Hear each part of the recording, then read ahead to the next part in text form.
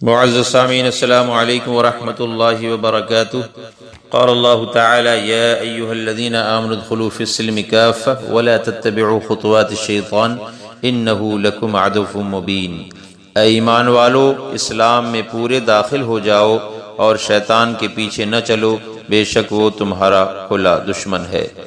ایک news paper سے ایک مرتد ہو جانے والی لڑکی کی دل کو چھو جانے والی کہانی خود اس کی زبانی نقل کرتا ہوں۔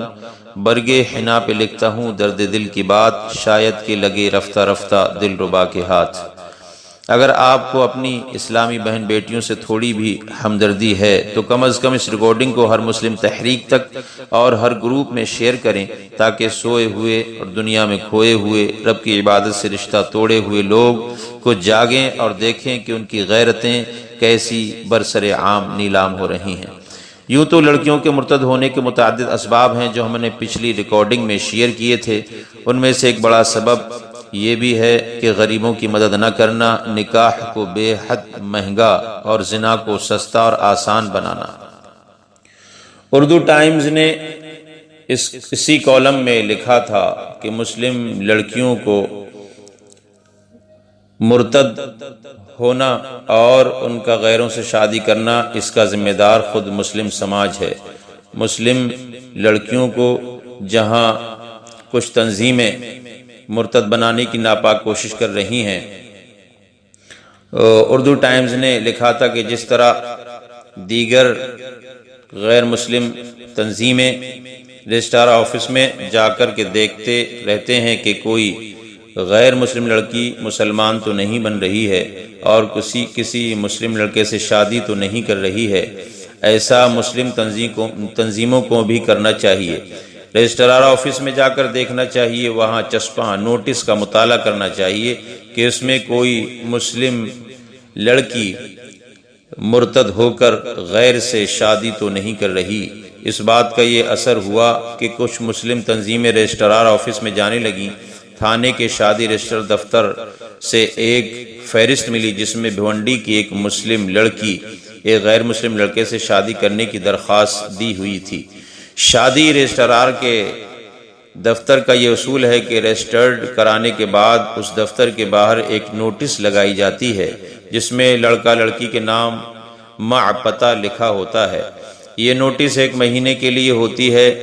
اس دوران اگر کسی کو کوئی اعتراض ہو تو وہ اپنا اعتراض نامہ داخل کر سکتا ہے۔ اسی فہرست کو لے کر یہی مسلم تنظیموں کے ذمہ داران بھونڈی میں اس لڑکی کے گھر پہنچے اور سارا معاملہ بتایا۔ لڑکی پہلے تو انکار کرتی رہی اور یہی کہتی رہی کہ میرا ڈاکیومنٹ کسی نے استعمال کیا ہوگا، مگر اس تنظیم کے لوگوں کو پکی خبر تھی، اس لیے وہ بضد تھے اور سمجھا رہے تھے کہ وہ ایسا نہ کرے۔ جب اس لڑکی پر کچھ زیادہ ہی دباؤ ڈالنے لگے تو اس نے جو بات کی ہے وہ پورے مسلم سماج کے لیے ڈوب مرنے کا مقام رکھتی ہے۔ یہی اصل وجہ بھی ہے کہ مسلم لڑکیاں مرتد ہو رہی ہیں۔ اس لڑکی نے بتایا کہ وہ چھوٹے چھوٹے تھے، والد صاحب کا انتقال ہو گیا، گھر میں کمانے والا کوئی نہیں تھا، سب پڑھ رہے تھے، ماں کسی طرح کھانے کا انتظام کرتی، ہم ایک وقت کا کھانا کھا کر رہ رہے تھے۔ میں پڑھ کر نوکری کی تلاش میں تھی، ایک کمپنی میں نوکری ملی، وہاں ایک غیر مسلم لڑکے نے میری بہت مدد کی اور پھر میں نے اپنے گھر کا سہارا بن کر مدد کی۔ اس طرح گھر فاقے کی نوبت سے باہر نکلا۔ باپ کے مرنے کے بعد مسلم سماج کے ذمہ دار کہاں تھے؟ ایک شخص بھی پوچھنے نہیں آیا کہ تم لوگ کیسے زندگی گزار رہے ہو۔ تہوار میں کسی نے ایک جوڑا کپڑا تک نہیں دیا۔ پاس پڑوس کے لوگ اپنی بیٹیوں کی شادی دھوم دھام سے کرتے رہے، مگر کسی کو یہ فکر نہیں ہوئی کہ وہ ہماری شادی کی بھی کوشش کرتے، یعنی کسی نے آدھی روٹی تک نہیں دی۔ اس لڑکی نے کہا کہ بڑی بڑی باتیں کی جاتی ہیں مگر عمل کچھ نہیں ہے۔ رمضان میں زکوٰۃ نکالی جاتی ہے، اس کا کیا حکم ہے؟ مگر لوگ مدرسے والوں کو ہی دیتے ہیں، مولانا صاحب کو قیمتی کاروں میں گھماتے، چندہ کرواتے ہیں، لیکن غریب محتاج اور مفلس کو کون پوچھتا ہے؟ اس لیے مجھے مسلمانوں سے نفرت ہو گئی اور میں نے فیصلہ کیا کہ میں مرتد ہو جاؤں گی، حالانکہ مجھے معلوم ہے کہ مرتد ہونے کی سزا کیا ہے۔ مجھے بھی اسلامی تعلیمات معلوم ہے، لیکن میرے اکیلے مرتد ہو جانے سے اگر میرے پورے گھر والے خوشحال ہو جاتے ہیں تو میں سمجھتی ہوں کہ میں نے کوئی غلط کام نہیں کیا، اور میں نے اپنے گھر والوں کی مجبوری میں جو بھی کیا اس کی پوری ذمہ داری مسلم سماج پر آتی ہے، سماج کے ٹھیکیداروں پر آتی ہے۔ میرے جیسی لڑکی کو مرتد ہونے میں ایسے ہی ٹھیکیداروں کا ہاتھ ہے۔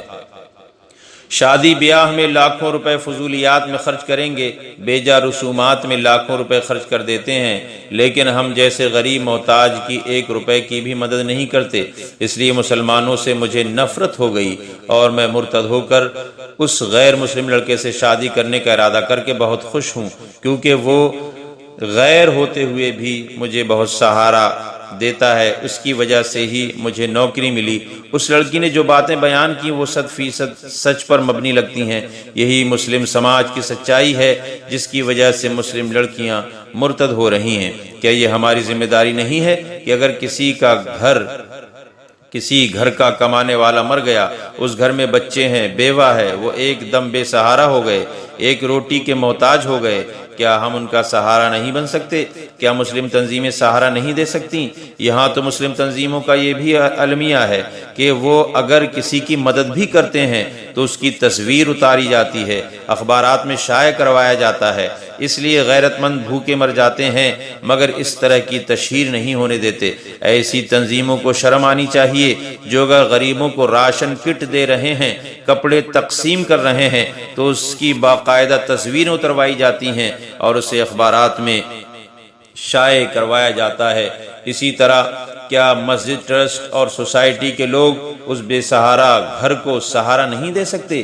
یہ سب ممکن ہے، مگر نام و نمود، لاپرواہی اور مجرمانہ غفلت کی وجہ سے مسلم گھرانہ انتہائی مجبوری کی حالت میں مذہب بدل رہا ہے، حالانکہ اس کی بھی کوئی ضمانت نہیں کہ وہاں بھی وہ خوشحال رہیں گے یا نہیں، مگر جب دل جلتا ہے تو آدمی اپنے آپ کو نقصان میں ڈال دیتا ہے۔ یہی اس لڑکی کے ساتھ ہوا۔ اب مسلم تنظیم اس کے پاس جا کر صرف اپنا منہ کالا کریں گے، اس کے سوا کچھ نہیں۔ پہلے کیوں نہیں توجہ دی گئی کہ جب اس کے گھر کا کمانے والا مر گیا تو سوچا جائے کہ اب اس کے گھر کے اخراجات کیسے پورے ہوں؟ یہ ذمہ داری مسلم سماج کی تھی، مگر وہ اپنی ذمہ داریوں سے مجرمانہ غفلت برت رہے ہیں، اور جب تیر کمان سے نکل چکا ہوتا ہے تب اسے روکنے کی کوشش کی جاتی ہے۔ کاش کہ مسلم تنظیم حقیقت کی دنیا میں آ جاتی تو مسلم لڑکیوں کا مرتد ہونا شاید رک جاتا۔ بھیونڈی کی اس لڑکی نے مسلم سماج کی اور مسلم سماج کے ذمہ داران و ٹھیکیداران کو نصیحت دی ہے کہ وقت سے پہلے ہوشیار رہیں۔ اس لیے مسلم تنظیموں کو چاہیے کہ وہ ایسے حالات پر نظر رکھیں جس گھر کا کوئی اہم کمانے والا فرد انتقال کر جائے تو اس کے اہل خانہ کا خیال رکھیں، ان کے گھر کے اخراجات اور بچوں کی تعلیم کا انتظام کریں۔ اگر ایسا نہیں ہوا تو مسلم لڑکی مرتد بنتی رہیں گی۔ اس میں صرف غیر مسلم تنظیموں کا ہی ہاتھ نہیں ہوگا، اس میں برابر کی مسلم تنظیمیں بھی ذمہ دار ہوں گی۔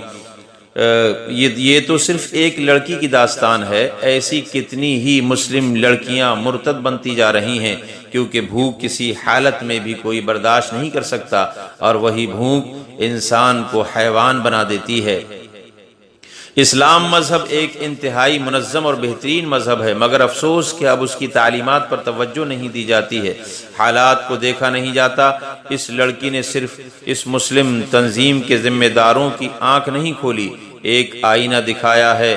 اس لڑکی کا ایک ایک لفظ مسلمانوں کے لیے قابل توجہ نوٹس اور اشارہ ہے کہ وہ اپنے گرد و پیش کے حالات پر نظر رکھیں، اپنے پاس پڑوس کی خیریت دریافت کرتے رہیں، اور یہ ضرور دیکھیں کہ اگر اس گھر کا کمانے والا کوئی نہیں تو اس کا سہارا بن جائیں، تبھی اس طرح کے واقعات میں کمی آ سکتی ہے، ورنہ مسلم لڑکیوں کے مرتد ہونے کی شرح بڑھتی ہی جائے گی۔ پیارے دینی بھائیوں، یہ تھی ایک نیوز پیپر کی ایک خبر جو میں نے آپ کے گوش گزار کی ہے۔ ہمیں چاہیے کہ اس طرح کے مسلمان غریب طبقے کے لوگوں کی بھرپور مدد کریں اور مسلم غریب بچیوں کی شادیوں کا اجتماعی اہتمام کریں تاکہ ہمارا سماج محفوظ ہو، ہماری بہن بیٹیاں ان کی عزت و ناموس محفوظ ہو۔ اللہ پاک ہم سب کو علم و عمل کی توفیق عطا فرمائے۔ درس قرآن اگر ہم نے بھلایا ہوتا، یہ زمانہ نہ زمانے نے دکھایا ہوتا، وہ زمانے میں معزز تھے مسلمان ہو کر اور ہم خوار ہوئے تارک قرآن ہو کر۔ وما علینا الا البلاغ، والسلام علیکم ورحمۃ اللہ وبرکاتہ۔